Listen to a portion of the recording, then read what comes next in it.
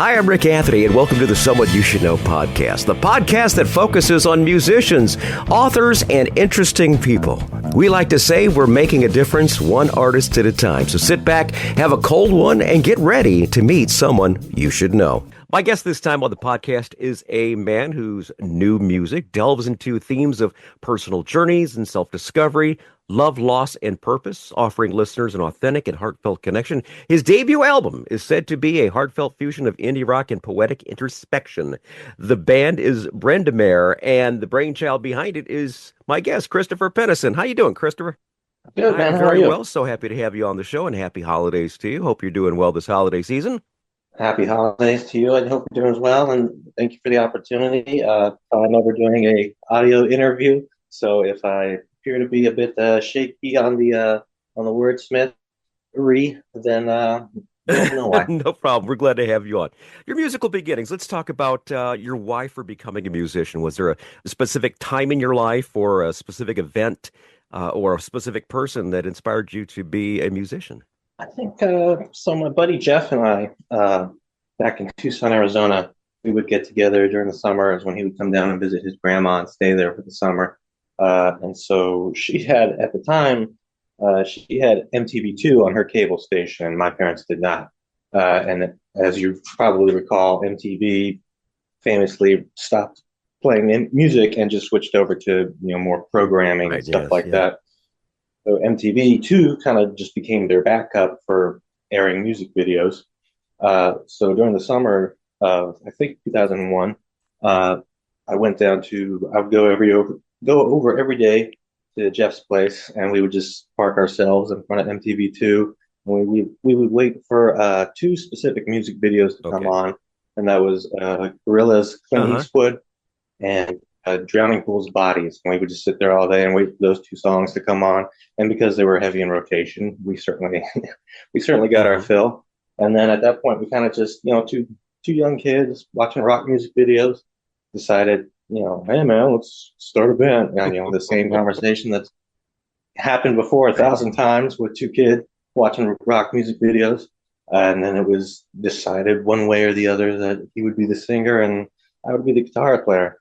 So later that year, my parents were kind enough to buy me guitar lessons for my birthday. And then so I got guitar lessons, and then from there, my guitar instructor was actually pretty instrumental, no pun intended, in getting me to kind of continue with the instrument, because sometimes, and I don't see anything wrong with it, but sometimes guitar instructors will kind of take out the Hal Leonard guitar method. Yeah, exactly. As far as you're going to play Mary Had a Little Lamb and then progress, maybe at some point progress into House of the Rising Sun, Yeah. Right. Yeah. So they kind of do things that way where, hey, this week you're going to learn pages 1 through 3. Next week you'll learn pages 4 through 6. And, you will learn music notation and then maybe a little bit of theory. And that's all fine and well for students that are motivated to do that or have, the capacity to kind of just stick with it, even if it's something they don't like. To be honest with you, if I had gotten a teacher like that, I probably would have, been out of there within a week and never thought about the guitar again. Luckily, I went in there in Federico. It's a small little studio that just him and another guy were operating out of, essentially. Phil owned the place, but Ed was just the instructor. So I went in there and with my guitar and kind of just didn't really know how any of this was going to go. And he kind of sits me down and says, what do you want to work on? And that was just like Crazy Train by Ozzy Osbourne. And, we just started kind of hammering it through there. You started off as Randy Rhoads, huh?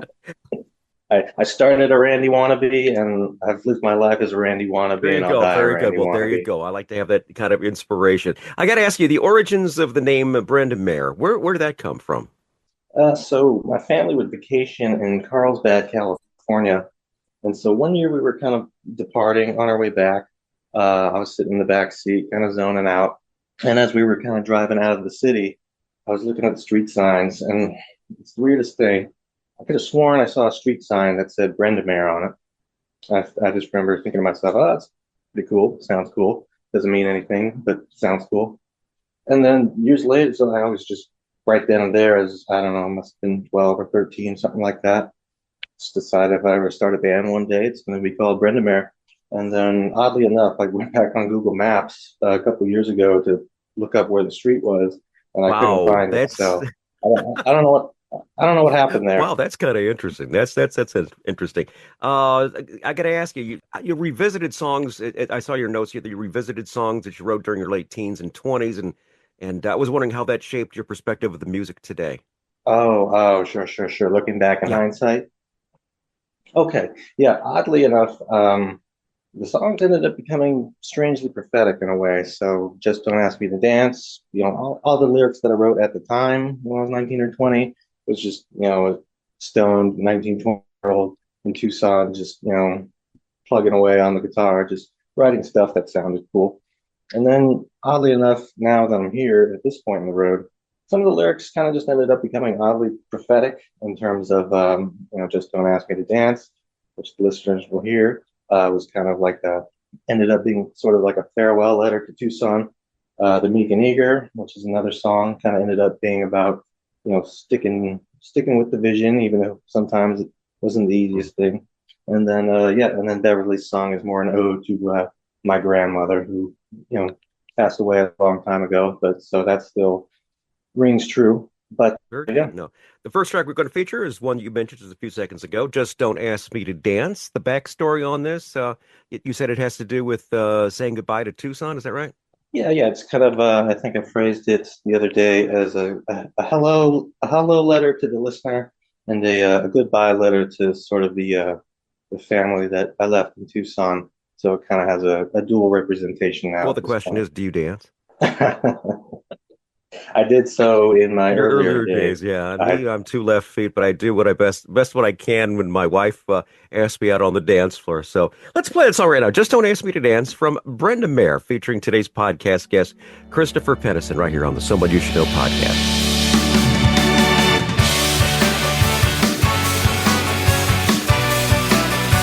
Here we go!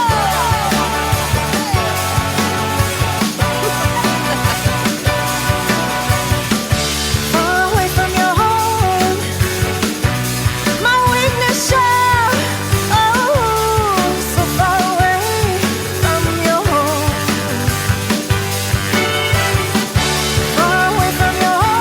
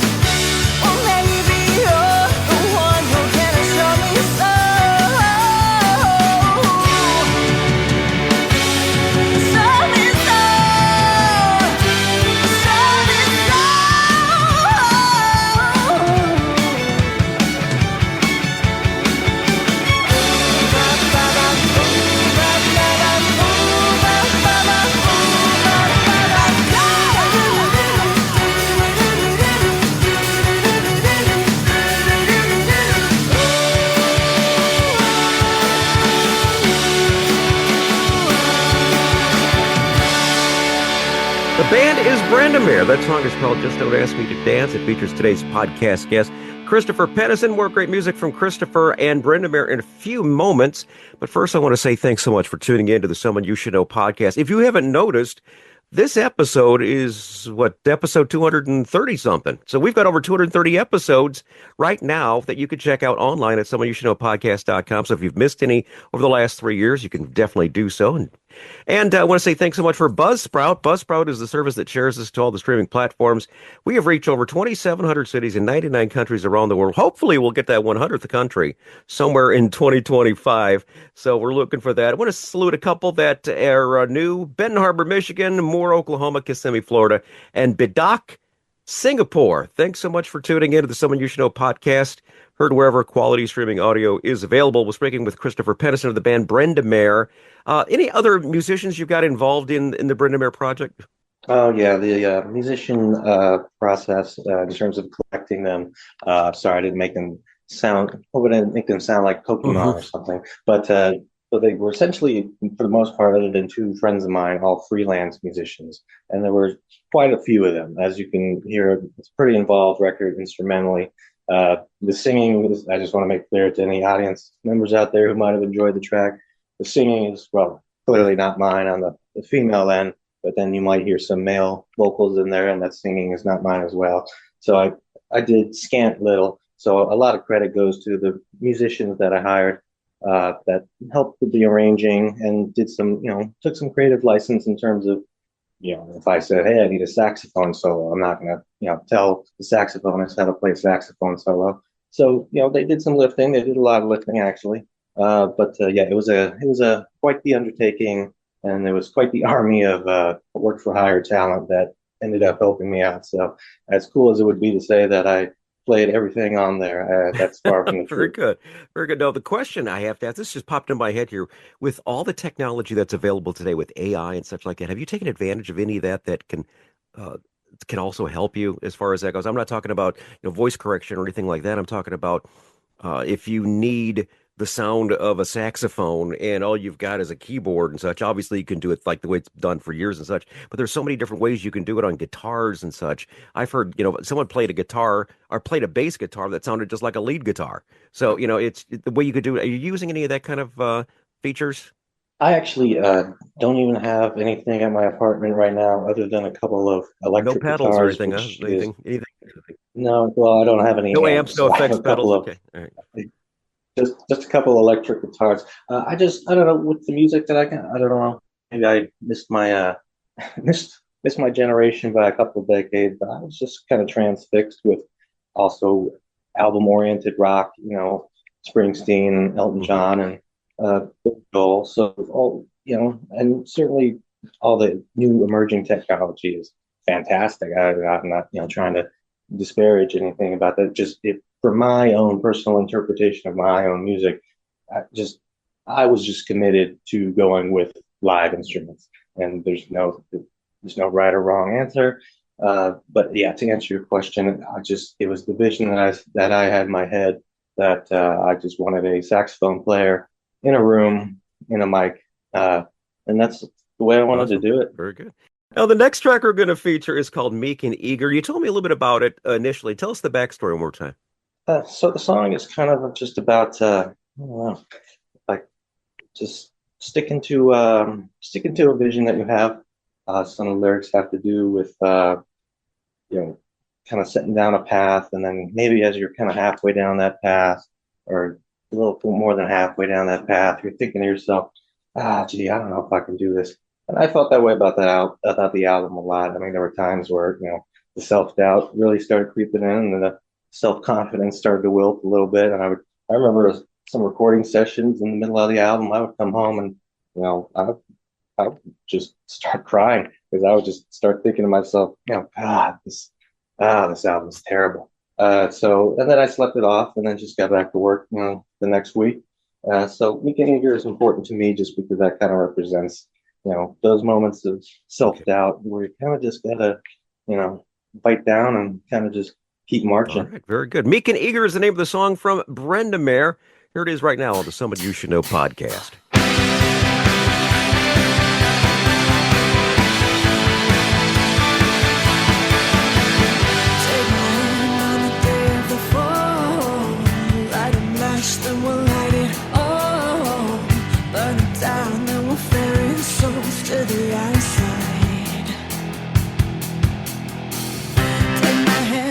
the day of the fall, where the siren song can taunt you. Take my hand on the day of the fall, where regret no longer haunts you. Take my hand on the day of the fall. Take my hand on the day of the fall. Take my hand and you won't have to feel so small. Take my hand and you won't have to feel so small.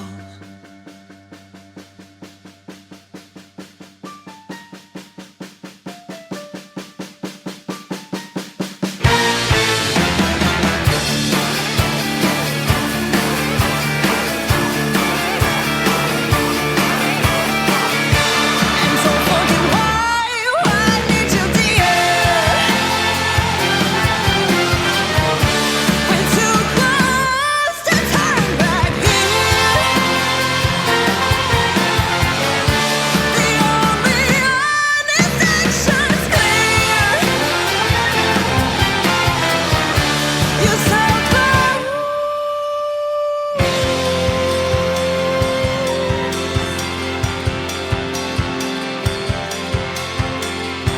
You're so close.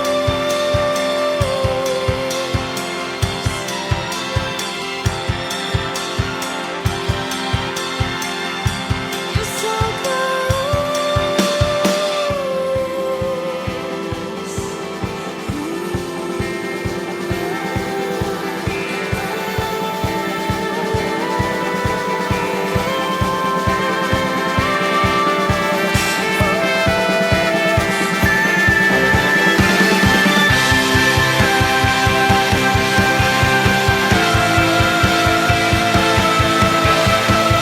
Take my hand on the day of the fall. Light a match, then we'll let it all. Burn it down, then we'll ferry the souls to the outside. Take my hand on the day of the fall, where the siren song can taunt you.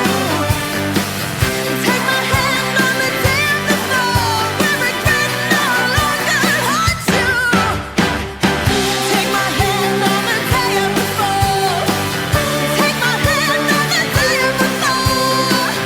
Take my hand and you won't have to feel so small. Take my hand and you won't have to feel so small. Take my hand and you won't have to feel so small. Brendemere is the band. The song is called Meek and Eager, featuring today's podcast guest, Christopher Pennison. Now that the debut album is out, upcoming projects, tours, performances, anything you're excited about for 2025? I think I got my work cut out for me with this album. Once again, it was important for me to do a full album, obviously, because as I alluded to earlier, growing up with album-oriented rock, it was just always, the way I would envision a band that I was in. But the management team I'm working with, MST Management, we've got our work cut out for us, and we've got plenty of material and kind of a long road to go down. We just started working together, so I'm excited about that. I landed a publishing deal with the company, so hopefully that starts bringing in some, not necessarily, revenue or anything like that. If I cared about money, I wouldn't have Absolutely. made Yeah, this that album. just is. How do you I make spent a- I how do you spent make a $1 million lot. in the music business? Start with 2 million, Yeah, exactly. I got a full 12-track album. Got a sync licensing deal in place and a management team in place. So I think 2025 is just kind of about hitting the road, and not literally, of course, but just kind of sticking to it, and then we'll take it from there at the end of 2025 and see what 2026 needs to be all Awesome. Very about. good. Now, if what people want to stay in tune to what's going on with Brendemere, what's the best way? Your socials, websites, can you give us that, please? The best way to find me would be on either YouTube, you can search the name, or any of the major distributors for the album. Because right now I'm not working with social media because unfortunately I'm kind of one of those guys that's a little bit social media adverse right now. But eventually, that'll pop up. So I just definitely need to kind of YouTube and then get any a of these streaming platforms, right? yeah, all the at least the 7 or 6 major What I'm ones. going to Yeah. do is I'll make sure down in the show notes that we include those so people can follow along. Now, we're going to wrap the show up with the song that was actually dedicated to your grandma called Beverly's Song. Can you tell us a little bit about your grandma? Yeah. So actually, so as some of the lyrics kind of reflect, I never really got to know her. She passed away in 2000, so I was 10 years old. But we would spend, almost every week there at her house, and she was a very plain, simple, quiet woman, and they had a very gorgeous, dimly lit house, and a lot of great memories there. And so, just as kind of time went on, and I grew up, just I found myself kind of just thinking about her more and more, and then so I penned Beverly's Song as I was penning the rest of these songs, and just the lyrics kind of poured out, and that's kind of the way I felt. Like, hey man, I would really like to get to know you, and it sucks that we missed our chance, but I hope you're still out there somewhere, and I hope we can meet in the future. That's very good. What a nice tribute. Beverly's Song is the name of the song that we're going to wrap the show up with. The band is Brendemere, and I want to say thanks, Christopher, for being part of our podcast here, and I wish you a wonderful Christmas season and a very prosperous 2025. I thank you very much for the opportunity, and I hope we talk soon. I've seen you come and go. I've never seen you under light. Your premonition sound asleep. The patron saint, it seems, for things not meant to be. I walk the corridor, unsatisfied with peace of mind. For when my story's all but told, I won't feel very bold. I'll just feel awfully cold.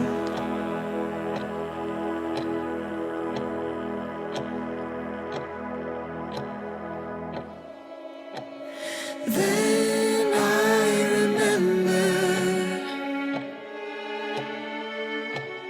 life is so much longer still. Then I remember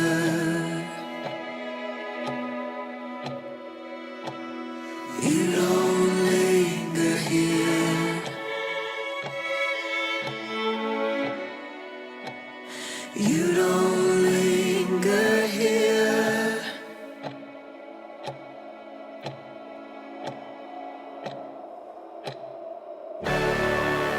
One day I guess I'll have to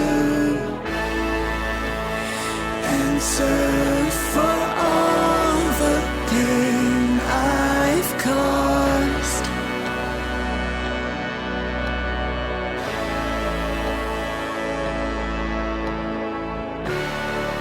So should you find it in your heart to decide,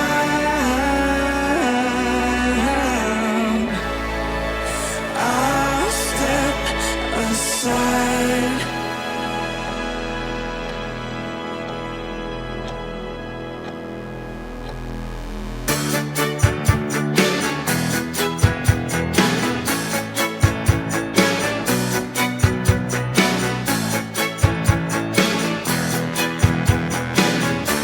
One day I guess I'll have to answer for all the pain I've caused.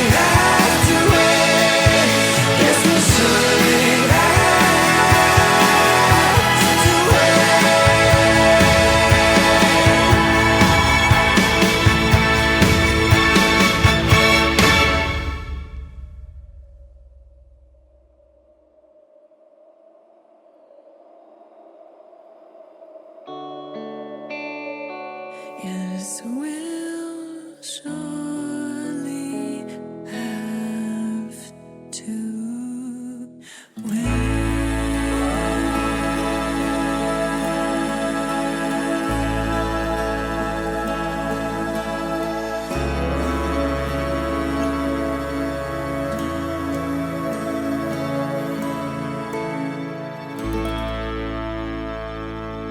Hi, this is Rick Anthony, thanking you again for listening to this episode of Someone You Should Know. Now, if you're an aspiring musician or an established musician that's looking for a little exposure, I invite you to drop us a line at someoneyoushouldknowpodcast@gmail.com. That's someoneyoushouldknowpodcast@gmail.com.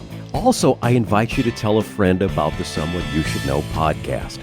I thank you for tuning in this time, and I invite you to check us out next time on the Someone You Should Know podcast, because you never know who's going to show up. Until next time, remember, God loves you, and so do I.